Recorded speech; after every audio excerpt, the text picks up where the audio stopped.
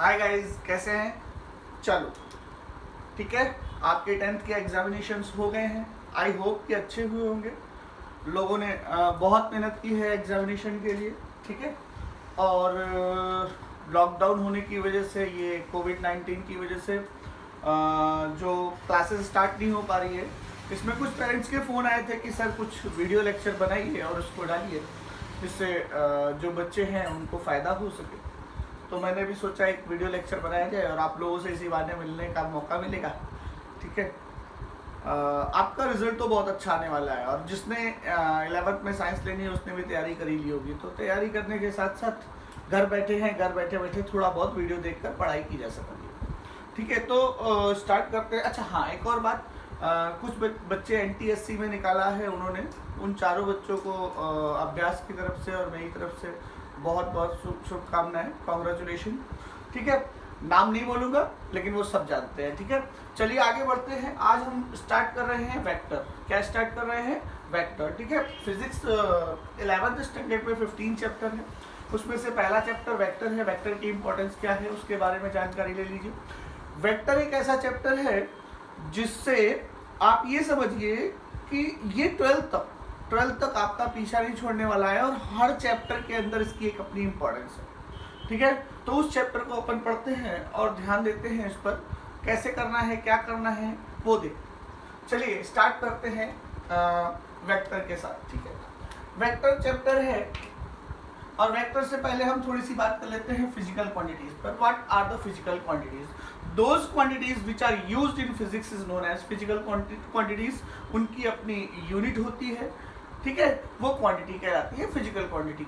तो physical quantities are those quantity which are used in physics and they have own units. उनकी अपनी खुद की एक यूनिट होती है। जैसे फोर्स क्या है? Force 4 Newton, 6 Newton. Newton is the unit of force and force is the physical quantity, ठीक है सर। तो कौन सी चीजें फिजिकल क्वांटिटी नहीं होती? जैसे दर्द, पेन फिजिकल क्वांटिटी नहीं है, इसका मेजरमेंट नहीं हो सकता, ठीक है। सर मैं आपकी इज्जत करता हूँ, तो इज्जत जो करते हैं उसका मेजरमेंट नहीं है, तो ये फिजिकल क्वांटिटी नहीं है। तो physical quantities are those quantity which are used in physics is known as physical quantity. In this chapter, physical quantity divided into two parts. One is scalar and another is vector. Scalar quantity, physical quantity को दो part में divide किया गया। पहली कौन सी है? Scalar quantity. दूसरी कौन सी है? Vector quantity. स्केलर क्वांटिटी क्या होती है? Those quantity which having only magnitude that is known as scalar quantity. Scalar quantity कौन कौन सी क्वांटिटी होती है? वो क्वांटिटी जिनको डिफाइन करने के लिए केवल और केवल किसकी जरूरत होती है? मैग्नीट्यूड की जरूरत होती है। उन्हें क्या कहते हैं? Scalar quantity. क्या कहते हैं? स्केलर क्वांटिटी, ठीक है। चलो, इसका एग्जांपल होता है mass, distance, speed and kinetic energy, और एक्सेट्रा मतलब और बहुत सारे हैं। ETC लगा दिया है, इसका मतलब और सारे स्केलर क्वांटिटीज हैं। लेकिन एक बात नहीं समझ में आती, सर ये वेक्टर और स्केलर जो आप पढ़ा रहे हैं इसका मतलब क्या है? मतलब आप कहना क्या चाहते हैं? इसको एक एग्जाम्पल के थ्रू समझते हैं, ठीक है। फॉर एग्जाम्पल, आप यहाँ पर इस एरिया में, इस जगह पर अपने घर के पास नए आए हो, मैं आपके घर आता हूँ और आपको 100 रुपये का नोट देता हूँ। कितने रुपए का नोट? 100 रुपये का। और कहता हूँ कि यहाँ से 300 मीटर पर, कितने मीटर पर? 300 मीटर पर एक स्वीट्स की शॉप है, स्वीट्स आपको लेके आनी है। एक स्वीट शॉप है, उससे स्वीट्स लानी है। तो अब आप क्या करेंगे? 300 मीटर तो आपने पैसे लिए और अब निकले। जैसे ही घर के बाहर निकले आप रुक गए। क्यों रुक गए? कि 300 मीटर किधर चलना है। तो जो मैंने आपको इंफॉर्मेशन दी थी वो सही नहीं थी। उसमें मैंने केवल और केवल मैग्नीट्यूड बताया था। क्या बताया था? मैग्नीट्यूड। केवल और केवल 300 बताया था। लेकिन अगर मैं बोलता कि 300 मीटर लेफ्ट चले जाना, एक स्वीट शॉप मिल जाएगी, वहां से स्वीट्स लेके आना, तो आप ला सकते थे, ठीक है। क्यों ला सकते थे? क्योंकि अभी हमने आपको मैग्नीट्यूड के साथ साथ क्या दे दी? डायरेक्शन। तो मैग्नीट्यूड क्या है? वो न्यूमेरिकल वैल्यू है। डायरेक्शन क्या है? कि किस डायरेक्शन में चलना है, ठीक है। तो मैग्नीट्यूड, तो स्केलर क्वांटिटी क्या बताती है? केवल और केवल किसको बताती है? मैग्नीट्यूड को बताती है। Those quantities which are required only magnitude define them is known as scalar quantity. Scalar quantity वो क्वांटिटी है जिनको डिफाइन करने के लिए किसकी जरूरत होती है? केवल और केवल मैग्नीट्यूड की। इसमें कुछ बातें बता दी, कुछ बता दिया, जैसे मास, डिस्टेंस, स्पीड और काइनेटिक एनर्जी एक्सेट्रा। अच्छा, वेक्टर क्वांटिटी क्या होती है? वो quantity, those quantity which having magnitude as well as direction, वो क्वांटिटी जिनको डिफाइन करने के लिए दोनों चीजों की जरूरत होती है। एक तो क्या होती है? मैग्नीट्यूड, और दूसरा क्या होता है?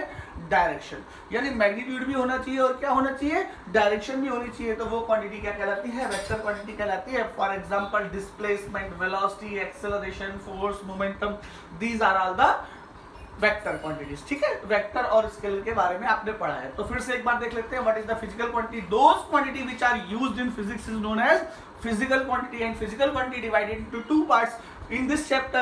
One is scalar and another is vector. Scalar having only magnitude, but vector having magnitude plus direction. Okay, have you any problem? Now, तो भाई वेक्टर है, चलो ठीक है बात। तो वेक्टर को रिप्रेजेंट कैसे करेंगे? ये जो सिंबल है, मैं पर्सनली इस सिंबल को रिप्रेजेंटेशन बोलता हूँ, बाकी कहीं नहीं है, मैं खुद ही बना रहा हूँ। Representation of vector. Representation of vector क्या होता है? ये क्या लिखा हुआ है? ए। ये क्या लिखा हुआ है? ए। अगर हमने ए के ऊपर एरो लगा दिया तो अब ये क्या हो गया? Vector A. क्या हो गया? Vector A. इसको वेक्टर ए पढ़ेंगे। क्या पढ़ेंगे? Vector A. ठीक है, चलो ये क्या लिखा हुआ है? बी, और बी पर हमने क्या लगा दिया? एक एरो लगा दिया। अब इसको क्या पढ़ेंगे? Vector B. क्या पढ़ेंगे?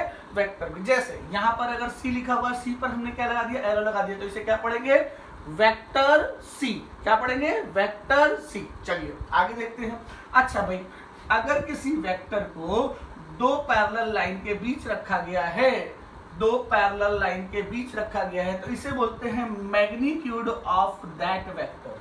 जैसे ये देखिए, ये लिखा है magnitude of that vector. Magnitude of vector ए, इसको बोलते हैं मॉड ऑफ वेक्टर ए। क्या बोलते हैं? मॉड ऑफ वेक्टर ए या मैग्नीट्यूड ऑफ वेक्टर ए। दोनों बातें सेम है, दोनों बातों में कोई भी चेंजमेंट नहीं है। चलो भाई, ये क्या लिखा हुआ है? ये लिखा हुआ है मैग्नीट्यूड ऑफ वेक्टर बी। जब किसी वेक्टर से उसकी डायरेक्शन को निकाल लेते हैं तो जो न्यूमेरिकल वैल्यू बचती है वो क्या कहलाती है?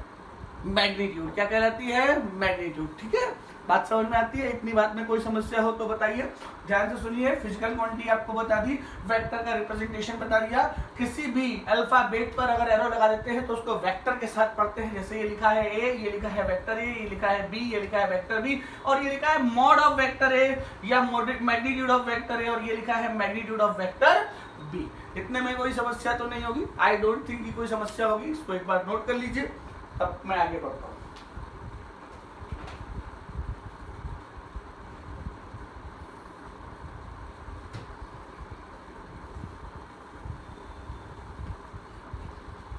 चलिए रफ करता हूं।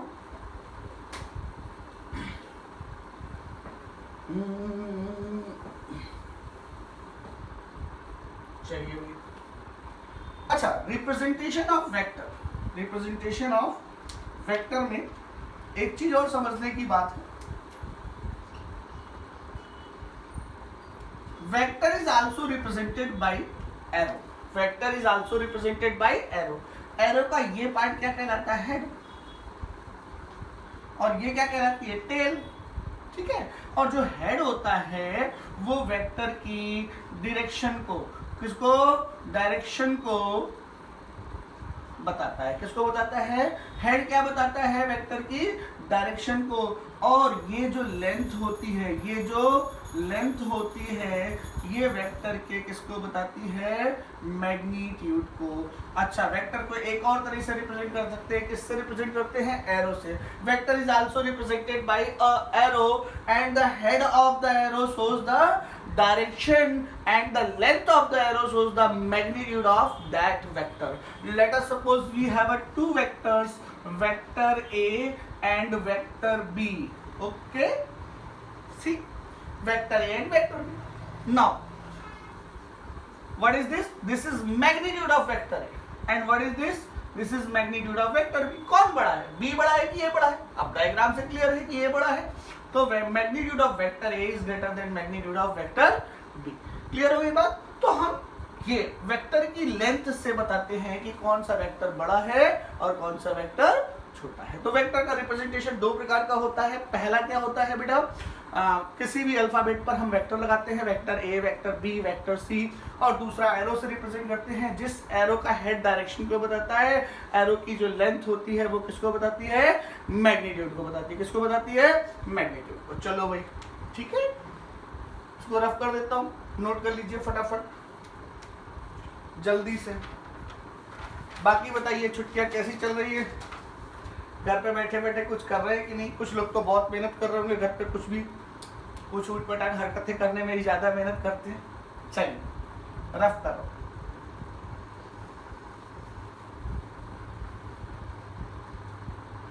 अच्छा, अब हम बात करते हैं, क्योंकि अब वेक्टर क्वांटिटी पढ़ रहे हैं तो डायरेक्शन कैसे निकालेंगे, डायरेक्शन के बारे में बात करते हैं। अच्छा, बेसिक डायरेक्शन जानने के लिए अपने पास क्या है, अपन भाई कैसे डायरेक्शन को जानते हैं?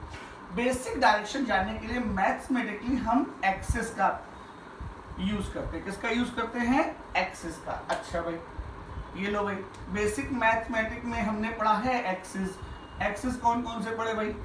चलो, हम लोगों ने अभी तक पढ़ रखे हैं एक्स एक्सिस और वाई एक्सिस। हम लोगों ने दो एक्सिस पढ़ रखे हैं, एक्स एक्सिस और वाई एक्सिस। अब हम एक नया एक्सिस यहाँ पर पढ़ेंगे, नया एक्सिस पढ़ेंगे जो होगा Z axis. X axis, Y axis और जेड एक्सिस। अच्छा, आप लोगों को पढ़ाया गया होगा ये पॉइंट, जहां पर तीनों एक्सिस आपस में मिलते हैं, ये पॉइंट ओरिजिन कहलाता है। क्या कहलाता है? Origin. Origin is a point at which all three axis meet with each other.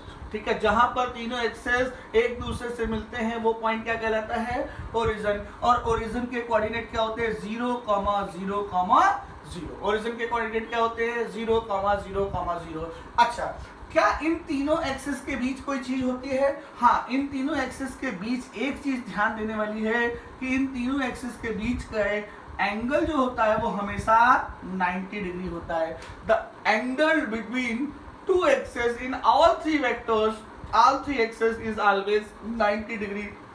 X Y के बीच का एंगल 90 डिग्री होगा, वाई जेड के बीच का एंगल 90 डिग्री होगा, जेड एक्स के बीच का एंगल भी 90 डिग्री होगा। तो एक्सिस में आपको दो बातें ध्यान रखनी है। पहली बात क्या ध्यान रखनी है कि जहां पर ये तीनों एक्सिस मिलेंगे उसे ओरिजिन कहेंगे। क्या कहेंगे? ओरिजिन कहेंगे। अच्छा, origin is also known as reference point. Origin is also known as reference point.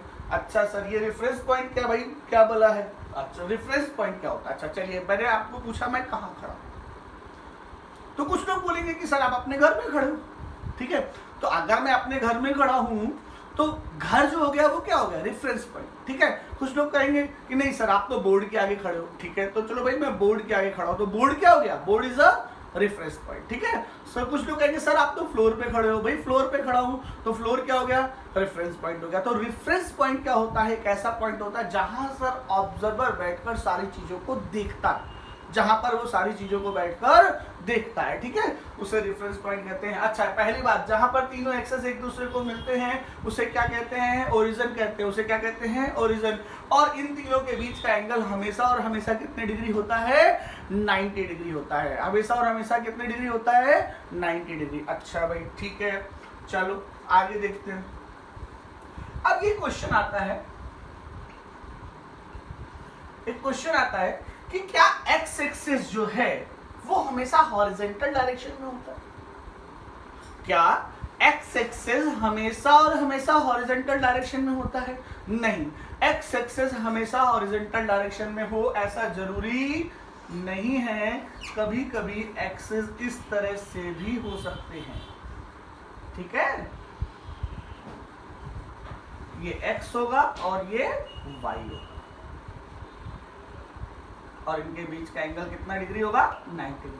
तो क्वेश्चन आया, क्या एक्स एक्सिस हमेशा हॉरिजॉन्टल होगा? ये जरूरी है? नहीं, ये जरूरी नहीं है कि एक्स एक्सिस हमेशा हॉरिजॉन्टल हो। वो कहीं पर भी हो सकता है, वर्टिकल भी हो सकता है। ठीक है, एक्स एक्सिस हॉरिजॉन्टल से किसी एंगल पर भी हो सकता है, लेकिन ये जरूरी है कि दोनों एक्सिस के बीच का एंगल हमेशा क्या होगा? 90 डिग्री। क्या होगा? 90 डिग्री। ठीक है, अच्छा इस सिचुएशन में क्या होगा भाई? जेड एक्सिस बताइए सर। अच्छा, जेड एक्सिस बताना है, कोई दिक्कत नहीं है। अच्छा, ये चीज जो होती है, ये चीज ये आउटवर्ड को बताती है। किसको बताती है? आउटवर्ड। ये आपको याद रखना पड़ेगा, ये चीज आउटवर्ड को बताती है और ये चीज किसको बताती है? इनवर्ड। ठीक है, अच्छा किसी ऐसे इसे बोलते हैं इनवर्ड। अच्छा, मैं इसके बारे में बताता हूं, आउटवर्ड इनवर्ड। अच्छा देखो जरा ध्यान से, इस पॉइंट पर ये क्या है? ये पॉइंट क्या है? ओरिजिन।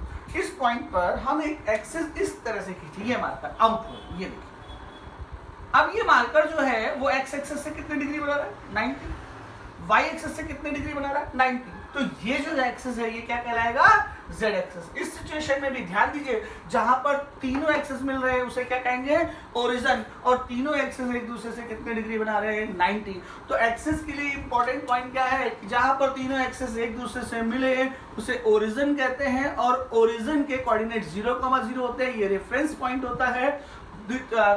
दूसरा इंपॉर्टेंट पॉइंट कि एक्सेस जो होते हैं वो एक दूसरे से 90 डिग्री बनाते हैं। क्या बनाते हैं? 90 डिग्री का एंगल। ठीक है, चलो भाई इसको नोट करना है तो कर लीजिए। ठीक है, स्क्रीन पॉज करके नोट करिए। ठीक है, बाकी आपको आ जाएगी।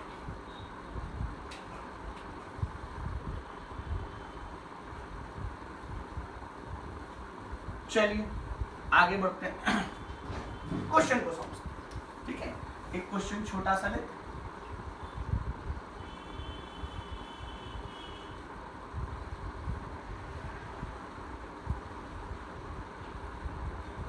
क्वेश्चन है, draw the coordinate 3,4 on the axis, on the axis and also represent it, या also write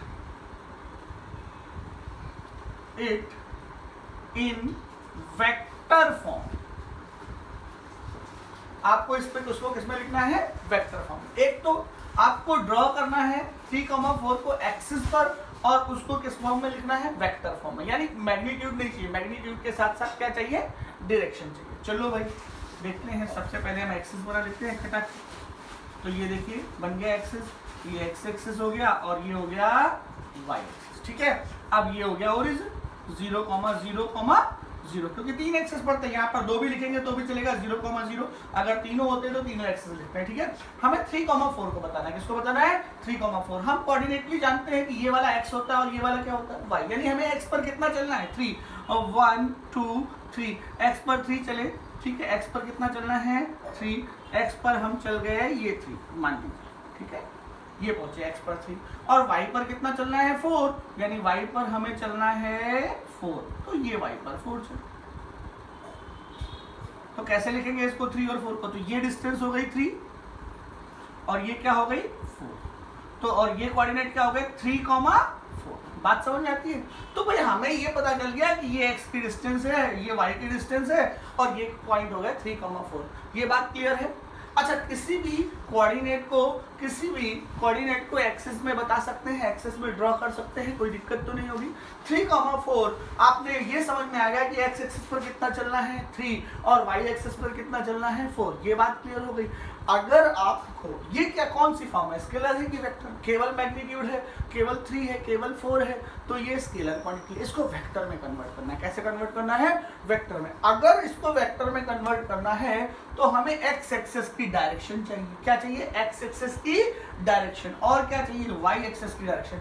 अगर हमें एक्स एक्सिस और वाई एक्सिस की डायरेक्शन मिल जाए तो इसको वेक्टर में हम कन्वर्ट कर सकते हैं। क्या कर सकते हैं? कन्वर्ट। चलो भाई, एक्स एक्सिस की डायरेक्शन क्या होती है? यहां पर आपको कुछ बातें याद रखनी है। The direction of X axis is I cap. The direction of X axis is I cap. इसको ये लिखा है आई कैप। ठीक है, देखो, the direction of X axis is I cap. I cap, cap वही टोपी वाला आई कैप। आई कैप, कैप का सिंबल देख लीजिए ध्यान से। कैप का सिंबल, इसको जूम करके देखिए, ये कैप का सिंबल है। It is represented by I cap. यानी आई कैप जो बताएगा वो किसकी डायरेक्शन को बताएगा? एक्स एक्सिस की डायरेक्शन को बताएगा। किसकी डायरेक्शन को बताएगा? एक्स एक्सिस की। The direction of X axis is I cap. The direction of X axis is I cap. ठीक है, बिल्कुल। The direction of Y axis is J cap. ठीक है, क्या कहलाएगा? J cap. क्या कहलाएगा? जे। तो direction of Y axis is J cap, the direction of Y axis is J cap. Clear हो गई बात? अच्छा, तीसरा, the direction of Z axis is के cap, the direction of Z axis is के कैप। अच्छा, ये सारे स्मॉल में होंगे, आई जे के सारे किसमें होंगे?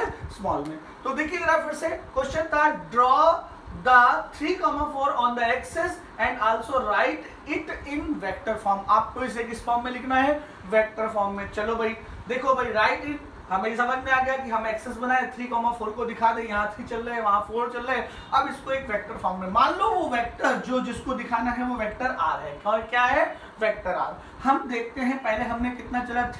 3 चला किस डायरेक्शन में?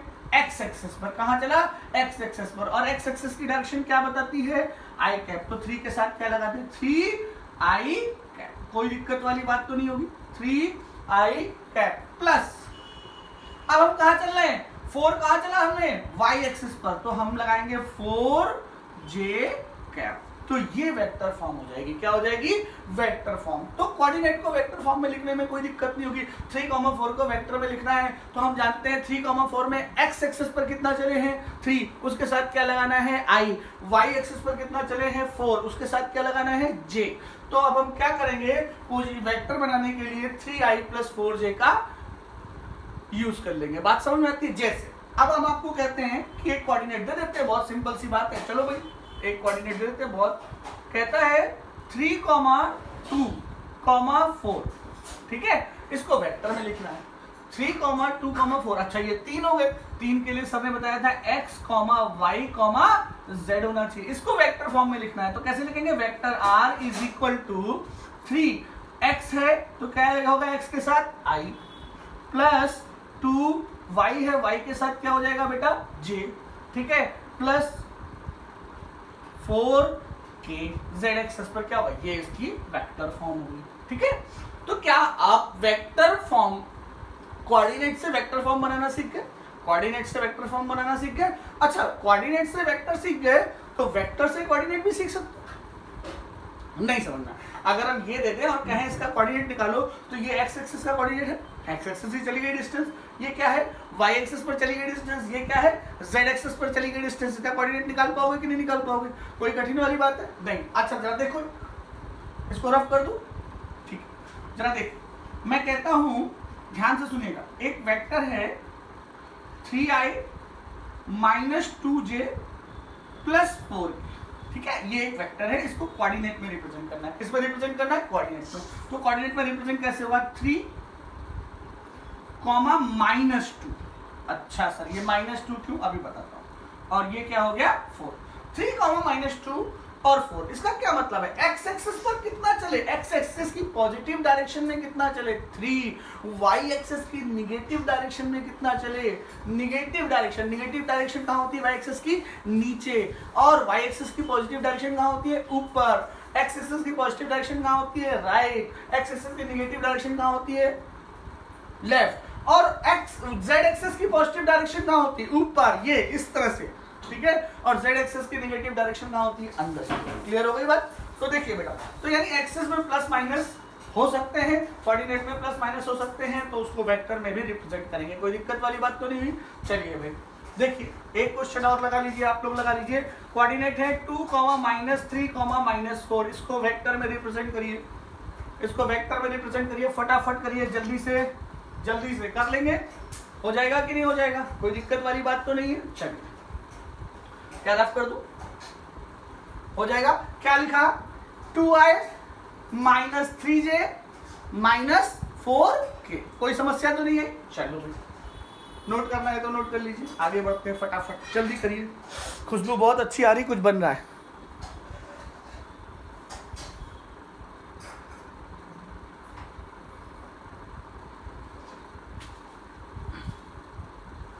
चलिए भाई,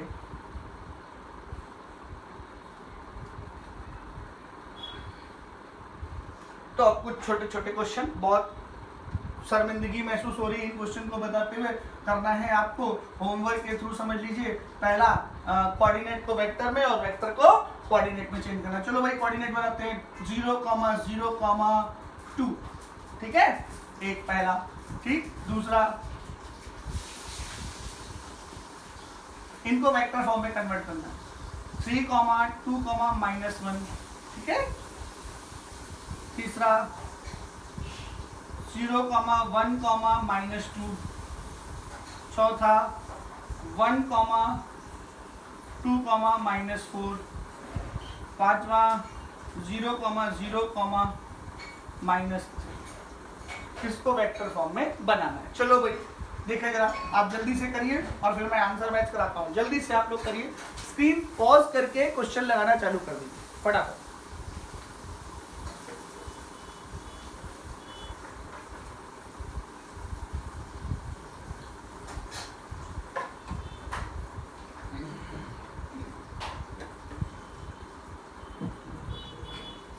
चलो भाई, इसको क्या लिखा आपने? आपने लिखा होगा 0 i कैप। भाई 0 i कैप में आई कैप का अगर 0 से मल्टीप्लाई करेंगे तो लिखने की जरूरत नहीं। फिर लिखा होगा 0 j कैप। अच्छा, 0 का जब j कैप से मल्टीप्लाई कर लेंगे तो भी हमें जरूरत नहीं है, तो डायरेक्ट हम इसको लिख सकते हैं 2 k कैप। यानी हमने z एक्सिस पर कितना चला? 2। ठीक है, इसको देखें, ये r वेक्टर होगा। ये r वेक्टर देखिए क्या होगा? 3 i कैप। एक्स एक्सिस पर कितना चला? 3 प्लस 2 j कैप, ठीक है, और प्लस माइनस k कैप, तो इसको डायरेक्ट माइनस k कैप 1। अच्छा, 1 का k कैप से मल्टीप्लाई करेंगे तो केवल k कैप आ जाएगा, ठीक है। इसको देखिए जरा बेटा, इसको क्या हो जाएगा? i का तो 0 है, j cap minus 2 k cap. इसको देखिए, जल्दी जल्दी करिए। i cap plus 2 j cap minus 4 k cap. अच्छा, इसको देखिए, इसको बताने की जरूरत तो नहीं है, माइनस 3 k कैप। आप कन्वर्जन सीख गए, कोऑर्डिनेट का वेक्टर में कोई दिक्कत वाली बात तो नहीं है, कोई समस्या नहीं है इसमें। चलिए आगे बढ़ो, इसको रफ कर दो, ठीक है। अब एक क्वेश्चन बना, ठीक है। पहले 2D में लगाएंगे, फिर 3D में लगाएंगे। पहले किस में लगाएंगे? 2D में, फिर बाद में किस में लगाएंगे? 3D। चलिए भाई 2D का एक क्वेश्चन लेते हैं, एक एग्जांपल ले लेते हैं, ध्यान से सुनिएगा।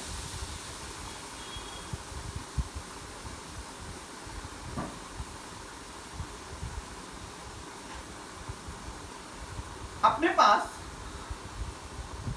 एक 3 और 7 एक प्लेट है। प्लेट समझ, एक रेक्टेंगुलर प्लेट है जिसकी ये साइड 3 दी हुई है और ये साइड क्या है? 7। तो ये 7 है तो ये भी 7 होगी, ये 3, और इस ये पॉइंट 1 है, ये पॉइंट 2 है, ये पॉइंट 3 है, ये पॉइंट 4 है, ये 4 पॉइंट है, ठीक है। कहता है पॉइंट 1 को ओरिजिन कंसीडर करो। क्या कंसीडर करना है? ओरिजिन। पॉइंट 1 को क्या कंसीडर करना है? ओरिजिन। पॉइंट 2, पॉइंट 3 और पॉइंट 4 के कोऑर्डिनेट को वेक्टर फॉर्म में लगाना है। किसमें लिखना है? Vector form. फिर से सुनो, पॉइंट 1 को क्या कंसीडर करना है? ओरिजिन। क्या कंसीडर करना है? ओरिजिन। पॉइंट 2, पॉइंट 3, पॉइंट 4 की वेक्टर फॉर्म लिखनी है। क्या लिखनी है? Vector form. तो सबसे पहले हम इसको ओरिजिन कंसीडर करते हैं और यहां से एक एक्सिस बनाते हैं, ये हो गया एक्स एक्सिस, ठीक है। अच्छा भाई, यहां से बनाते हैं, ये है वाई एक्सिस। क्योंकि ये 2D डायग्राम है तो इसमें जेड एक्सिस नहीं होगा, जेड एक्सिस 3D डायग्राम में होगा। अच्छा देखिए, इसके कोऑर्डिनेट क्या हो जाएंगे? 0, 0, 0। क्यों 0, 0, 0? ये क्या है? ओरिजिन। ओरिजिन के कोऑर्डिनेट क्या होते हैं? 0, 0, 0। अच्छा, हम 2 के कोऑर्डिनेट निकालना चाहते हैं। 2 के लिए हम यहाँ कितना चले? एक्स एक्सिस पर कितना चले हम? 2 के लिए हम एक्स एक्सिस पर चले 7। देखो भाई, यहाँ से यहाँ तक कितना चले? 7। वाई एक्सिस पर कितना चले? सर हम कुछ नहीं चले, ठीक है। क्या जेड एक्सिस पर कुछ चले? नहीं सर, हम जेड एक्सिस पर भी कुछ नहीं चले, ठीक है। अच्छा, 3 पर पहुंचने के लिए 1 से 3 पर पहुंचने के लिए हम एक्स एक्सिस पर कितना चले? सर हम एक्स एक्सिस पर चले 7, ठीक है भाई, 7 चल दिया, ठीक है। वाई एक्सिस पर कितना चले? वाई एक्सिस पर सर हम चले 3। अच्छा, कोई जेड एक्सिस पर चले? नहीं, जेड एक्सिस पर कुछ नहीं चले, तो ये क्या हो गया मेरे बेटा? 0। क्या हो गया? 0। आगे देखिए बेटा, ये 4th वाला है, ठीक है। 4th कोऑर्डिनेट देखते हैं। अच्छा, इस पॉइंट पर पहुंचने के लिए एक्स एक्सिस पर 1 से इस पॉइंट पर पहुंचने के लिए एक्स एक्सिस पर कितना चले? कुछ नहीं चले, ठीक है, तो वो हो गया 0, ठीक है। वाई एक्सेस पर कितना चले, वाई एक्सेस पर सर हम 3 चले, तो वो हो गया 3। जेड एक्सेस पर कुछ चले नहीं, तो ये क्या हो गया 0। क्लियर हो गई बात। अच्छा भाई पॉइंट 2 के कोऑर्डिनेट क्या निकल के आए, 7, 0, 0, 7, 0, 0। तो इसको वेक्टर फॉर्म में लिखना है तो कैसे लिखेंगे, vector r is equal to 7i cap plus 0j cap plus 0k cap लिखने की जरूरत नहीं है। वेक्टर थर्ड पॉइंट के कोऑर्डिनेट क्या है, 7, 3, 0। तो 7, 3, 0 को वेक्टर फॉर्म में लिखना है तो 7i cap plus 3j cap plus 0k cap लिखने की जरूरत नहीं है। अच्छा फोर्थ कोऑर्डिनेट क्या है, फोर्थ कोऑर्डिनेट को वेक्टर फॉर्म में लिखना है, कोऑर्डिनेट क्या है 0, 3, 0। तो क्या करेंगे, vector r is equal to 0i 3j plus 0k, तो ये लिख दिया भाई, हो गए। ये देखो कोऑर्डिनेट सारे किसमें हो गए, वेक्टर फॉर्म में। कोई समस्या वाली बात तो नहीं, कहीं पर भी इसमें कोई भी दिक्कत हो तो नंबर आपके पास है 9099646868, ठीक है। तुरंत कॉल करना, घबराना नहीं, लॉकडाउन है, कहीं नहीं निकल रहा हूँ, घर पे बैठा हूँ, फोन उठा लूंगा, ठीक है। और डाउट पूछ लेना जो भी मन हो, ठीक है। और अगर कोई भी ऐसा है तो कमेंट में जाके कमेंट कर देना, तो उसमें आगे बता दूंगा, ठीक है। देख लीजिए इसको ध्यान से।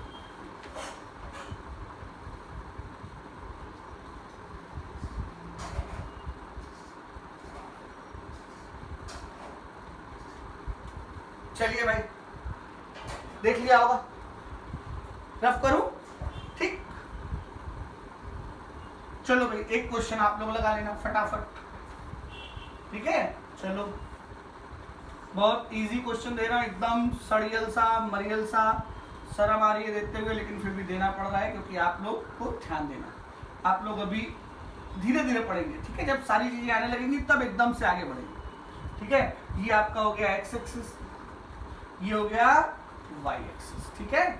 ये हो गया ओरिजिन, ठीक है। ये पॉइंट 1, ये पॉइंट 2, ये पॉइंट 3, ये पॉइंट 4, ये 4 मीटर या 4 सेंटीमीटर जो भी पकड़ लिया, ये 4 सेंटीमीटर की स्क्वायर प्लेट है। कैसी प्लेट है, स्क्वायर। अगर स्क्वायर है तो उसके चारों साइड क्या होगी, सेम।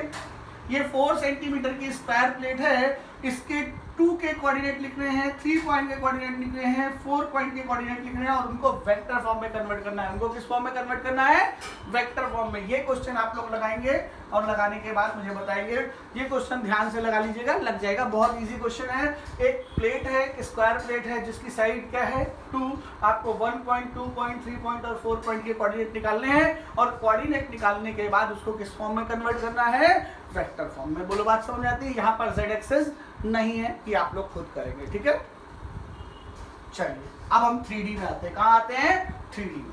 चलो भाई 3D में आगे भाई। 3D में क्या है सर, क्या कर देंगे आप 3D में, कुछ नहीं, बहुत इजी है, ध्यान दीजिए।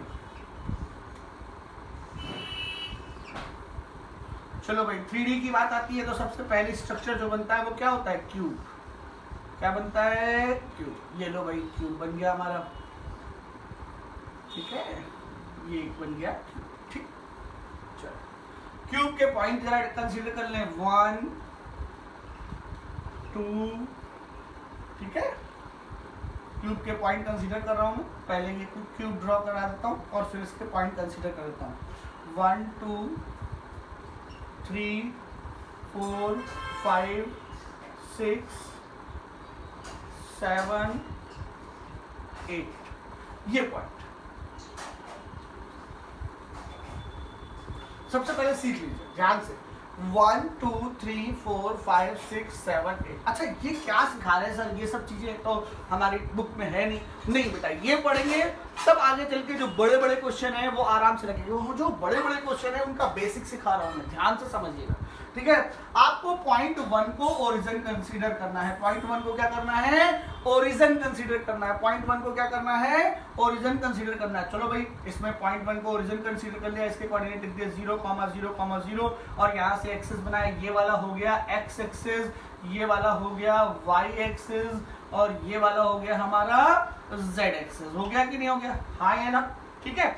अब कहता है point 1 is taken to be origin and write down the coordinates of point 2, point 3, point 4, point 5, point 6, point 7 and point 8। आपको इन 8 के 7 बचे। ये फर्स्ट 1 को ओरिजिन कंसीडर करके 2, 3, 4, 5, 6, 7, 8 के कोऑर्डिनेट बताने हैं। चलो भाई 2 के कोऑर्डिनेट बताते हैं, बहुत इजी है भाई। 2 पर आने के लिए अच्छा भाई साइड तो दी नहीं सर आपने, साइड तो देनी पड़ेगी, बिल्कुल गलती हो गई भाई मेरे को साइड देने के लिए। चलिए हमने मान लिया इसकी जो साइड है, इस क्यूब की जो साइड है वो है 2। इसकी साइड क्या है, साइड लिख दी 2, मीटर पकड़ लो, सेंटीमीटर पकड़ लो, उसमें कोई दिक्कत नहीं है, ठीक है। 2 या ऐसा नंबर मान लेते हैं, 1 मान लेते हैं, क्या मान लेते हैं 1। साइड कितनी है 1, तो ठीक है। चलो भाई इसके कोऑर्डिनेट देखते हैं। तो एक्स एक्सिस पर कितना चले 1, वाई एक्सिस पर कितना चले कुछ नहीं, जेड एक्सिस पर कितना चले कुछ नहीं। तो इसके कोऑर्डिनेट 2 के कोऑर्डिनेट क्या हो गए 1, 0, 0। क्लियर है, कोई दिक्कत वाली बात। अच्छा 3 के 3 मतलब यहाँ पर पहुंचने के लिए एक्स पर कितना चले 1, वाई पर कितना चले 1, क्योंकि इसकी सारी साइड 1 है भाई, ये भी 1 है, ये भी 1 है। तो यहाँ पर 3 पर पहुंचने के लिए एक्स एक्सिस पर कितना चले 1, वाई एक्सिस पर कितना चले 1, जेड एक्सिस पर कितना चले 0, कुछ नहीं चले सर। अच्छा भाई 4 पर पहुंचना है, 1 से कहाँ पहुंचना है 4 पर। 1 से 4 पर पहुंचने के लिए एक्स एक्सिस 1 से 4 पर पहुंचने के लिए एक्स एक्सिस पर कितना चले कुछ नहीं चले सर 0। वाई एक्सिस पर कितना चले, अरे ये क्या है साइड कितनी है 1, ठीक है। अच्छा सर जेड एक्सिस पर कितना चले कुछ नहीं चले भाई, लो 4 के कोऑर्डिनेट है सर। 5 के कोऑर्डिनेट निकालने कोई दिक्कत नहीं है। 5 को निकालने के लिए 1 से 5 पर जाने के लिए हम एक्स एक्सिस पर कुछ नहीं चले सर, क्या हो गया 0। अब 1 पर जाना है, 1 से 2 तरह से जा सकते हैं, एक अब देखिए जरा यहां से y पर कितना चले, y पर अगर हम ये और ये एक ही प्लेन पर है, ये पॉइंट एक ही प्लेन पर है, तो यहां से यहां और यहां से यहां 1 से 5 पर पहुंचना है, तो y पर कितना चले 1, और यहां से यहां 4 से 5, तो ये 4 से 5 किस एक्सिस पर चले हम z एक्सिस पर, तो ये भी हो गया 1। देखो 5 के कोऑर्डिनेट ध्यान देने वाली बात है, 5 के कोऑर्डिनेट कैसे निकालेंगे, ये 5 है, ठीक है। 1 से 5 पर पहुंचने के लिए y पर चलना पड़ेगा और फिर कहां चलना पड़ेगा z पर चलना पड़ेगा। पहले कहां चलना पड़ेगा y पर और फिर कहां चलना पड़ेगा z पर। अच्छा कुछ लोग कहेंगे सर ऐसे चले जाओ, अरे ये बहुत लंबा पाथ है, कोऑर्डिनेट ऐसे नहीं निकाले जाते, coordinate with respect to origin यहाँ वहां नहीं जाना है, ठीक है। अच्छा ध्यान से सुनना। अच्छा 6 के कोऑर्डिनेट यानी ये वाले के कोऑर्डिनेट निकालने। चलो भाई 6 के कोऑर्डिनेट निकालते हैं। 6 के कोऑर्डिनेट निकालने के लिए हम क्या करेंगे, यहाँ से कहाँ जाएंगे यहाँ, यहाँ से कहाँ जाएंगे यहाँ, यहाँ से कहाँ जाएंगे यहाँ। चलो भाई 6 के कोऑर्डिनेट निकालने के लिए एक्स एक्सिस पर कितना चले सब, एक्स एक्सिस पर आप चले 1, वाई एक्सिस पर कितना चले 1, जेड एक्सिस पर कितना चले 1। 6 के कोऑर्डिनेट हो गए, ठीक है। अच्छा 7 के कोऑर्डिनेट निकालना है, तो ठीक है कोई बात नहीं। 7 के कोऑर्डिनेट निकालने के लिए एक्स पर कितना चले 1, वाई पर कितना चले 0, z पर कितना चले 1, ठीक है।